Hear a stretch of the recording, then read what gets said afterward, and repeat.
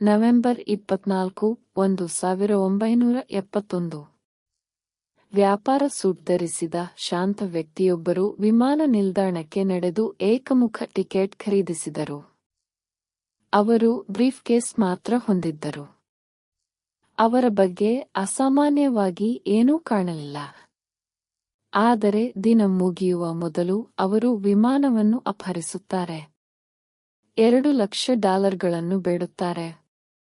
30,000 ಅಡಿಗಳಿಂದ ಕತ್ತಲೆಯಲ್ಲಿ ಹಾರಿ ಮತ್ತು ಶಾಶ್ವತವಾಗಿ ಕಣ್ಮರೆಯಾಗುತ್ತಾರೆ.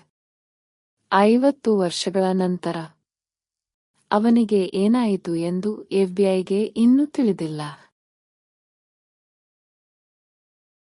ಅದು ಅಮೆರಿಕ ಸಂಯುಕ್ತ ಸಂಸ್ಥಾನದಲ್ಲಿ ಥ್ಯಾಂಕ್ಸ್ಗಿವಿಂಗ್ಗೆ ಮುಂಚಿನ ಮಧ್ಯಾಹ್ನವಾಗಿತ್ತು.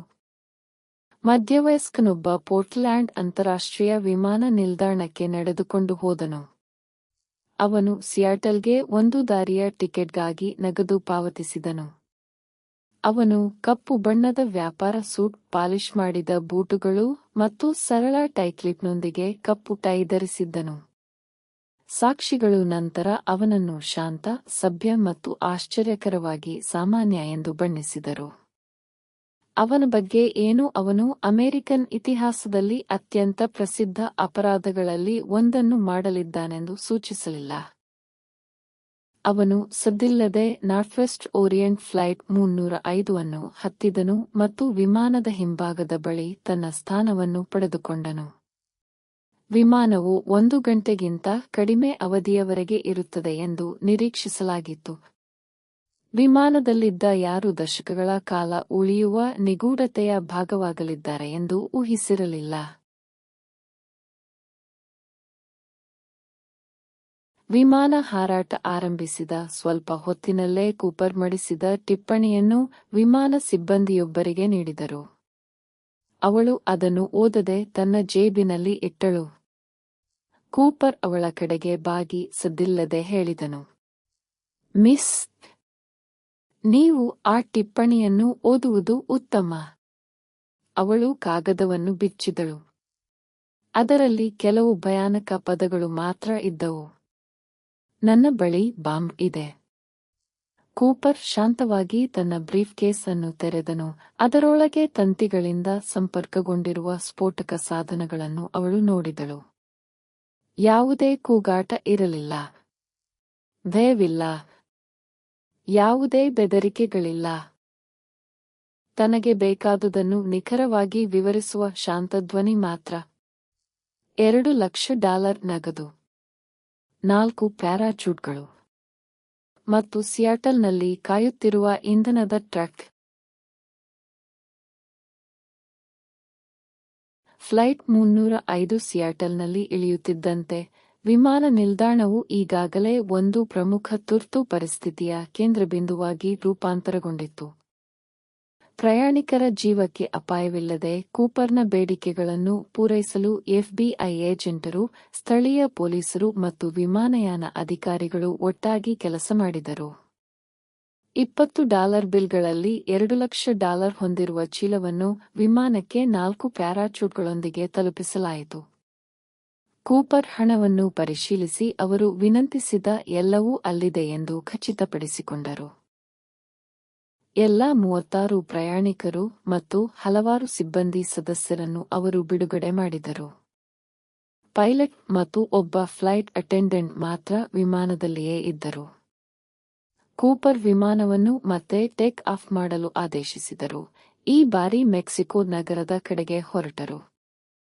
ಲ್ಯಾಂಡಿಂಗ್ ಗೇರ್ ಭಾಗಶಃ ಕಡಿಮೆಯಾಗಿ ಮತ್ತು ಕ್ಯಾಬಿನ್ ಒತ್ತಡವಿಲ್ಲದೆ ಕಡಿಮೆ ಎತ್ತರದಲ್ಲಿ ಹಾರಲು ಅವರು ಪೈಲಟ್ಗಳಿಗೆ ಸೂಚಿಸಿದರು. ಪೆಸಿಫಿಕ್ ವಾಯುವ್ಯದ ಕಾಡುಗಳ ಮೇಲೆ ರಾತ್ರಿ 8 ಗಂಟೆ ಸುಮಾರಿಗೆ ವಿಮಾನದ ಹಿಂಭಾಗದ ಮೆಟ್ಟಿಲು ಕೆಳಗಿಳಿಸಲ್ಪಟ್ಟಿದೆ ಎಂದು ಸೂಚಿಸುವ ಎಚ್ಚರಿಕೆಯ ಬೆಳಕನ್ನು ಸಿಬ್ಬಂದಿ ಗಮನಿಸಿದರು. ಕೂಪರ್ ಎಲ್ಲರನ್ನೂ ಕಾಕ್ಪಿಟ್ನಲ್ಲಿಯೇ ಇರಲು ಆದೇಶಿಸಿದ್ದ. ನಿಮಿಷಗಳ ನಂತರ ಅವನು ಹೋದನು. ತನ್ನ ದೇಹಕ್ಕೆ ಕಟ್ಟಿಕೊಂಡಿದ್ದ ಸುಲಿಗೆ ಹಣವನ್ನು ಹೊತ್ತುಕೊಂಡು ವಿಮಾನದ ಹಿಂಭಾಗದಿಂದ ಕತ್ತಲೆಗೆ ಹಾರಿದನು. ಅವನ ಕೆಳಗೆ ದಟ್ಟವಾದ ಕಾಡುಗಳು, ಕಡಿದಾದ ಬೆಟ್ಟಗಳು ಮತ್ತು ಹೆಪ್ಪುಗಟ್ಟುವ ನದಿಗಳು ಇದ್ದವು. ಭಾರೀ ಮಳೆ ಮತ್ತು ಬಲವಾದ ಗಾಳಿಯು ಜಿಗಿತವನ್ನು ಇನ್ನಷ್ಟು ಅಪಾಯಕಾರಿಯನ್ನಾಗಿ ಮಾಡಿತು. ಅವನು ಇಳಿಯುವುದನ್ನು ಯಾರೂ ನೋಡಲಿಲ್ಲ. ಅಪರಾಧ ಇತಿಹಾಸದಲ್ಲಿ ಇದು ಅತ್ಯಂತ ಧೈರ್ಯಶಾಲಿ ಕಣ್ಮರೆಗಳಲ್ಲಿ ಒಂದಾಗಿದೆ. ಕೆಲವೇ ಗಂಟೆಗಳಲ್ಲಿ ಎಫ್ಬಿಐ ಇತಿಹಾಸದಲ್ಲಿ ಅತಿದೊಡ್ಡ ಮಾನವ ಬೇಟೆಗಳಲ್ಲಿ ಒಂದು ಪ್ರಾರಂಭವಾಯಿತು. ನೂರಾರು ಏಜೆಂಟರು ಕಾಡುಗಳು, ನದಿಗಳು ಮತ್ತು ಪರ್ವತಗಳನ್ನು ಹುಡುಕಿದರು. ಹೆಲಿಕಾಪ್ಟರ್ಗಳು ಮೇಲಿನಿಂದ ಸ್ಕ್ಯಾನ್ ಮಾಡಿದರು. ಹುಡುಕಾಟ ತಂಡಗಳು ಪ್ಯಾರಾಚೂಟ್ಗಾಗಿ ಹುಡುಕಿದವು. ಒಂದು ದೇಹ ಅಥವಾ ಒಂದೇ ಸುಳಿವು ಕೂಡ. ಅವರಿಗೆ ಏನೂ ಸಿಗಲಿಲ್ಲ. ಯಾವುದೇ ಉತ್ತರಗಳಿಲ್ಲದೆ ವರ್ಷಗಳು ಕಳೆದವು. ನಂತರ 1980ರಲ್ಲಿ 8 ವರ್ಷದ ಬಾಲಕ ಕೊಲಂಬಿಯಾ ನದಿಯ ಮರಳಿನಲ್ಲಿ ಅಗೆಯುವಾಗ ಅನಿರೀಕ್ಷಿತ ಆವಿಷ್ಕಾರವನ್ನು ಮಾಡಿದನು.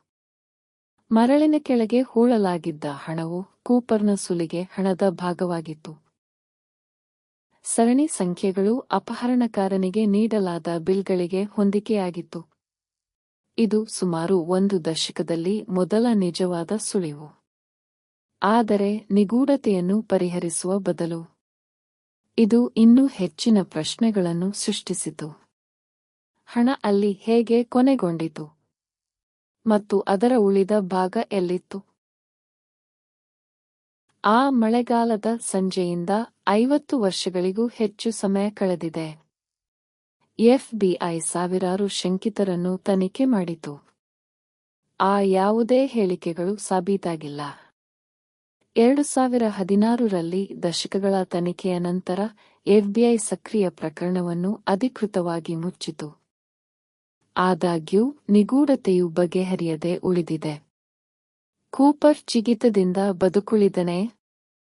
ಅವನು ಹಣದೊಂದಿಗೆ ತಪ್ಪಿಸಿಕೊಂಡನೇ? ಅಥವಾ ಪೆಸಿಫಿಕ್ ವಾಯುವ್ಯದ ಕಾಡುಗಳು ತಮ್ಮ ರಹಸ್ಯವನ್ನು ಶಾಶ್ವತವಾಗಿ ಇಟ್ಟುಕೊಂಡಿವೆಯೇ?